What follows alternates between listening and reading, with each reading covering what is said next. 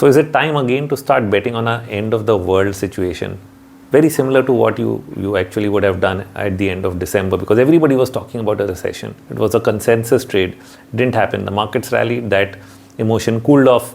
But once again, as bond yields are rising, the bond market is falling. We are hearing noise about a bond market collapse and that it will hit the US market and then the treasury and the US debt and everything fall apart. US will go into recession again. US stocks are going to crash.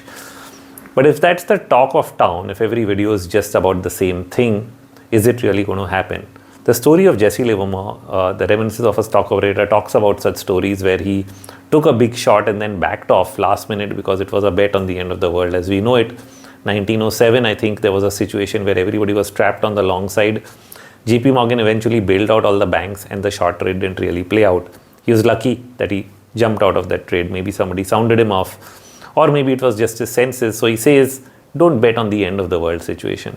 You can have bear markets. You had 1929. I think he did play the short side as far as the stories say.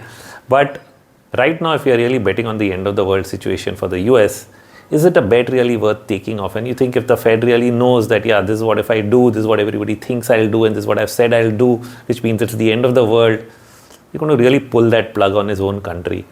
So the talk is really talk meant for language to bring down inflation, but it's really not meant to end the system.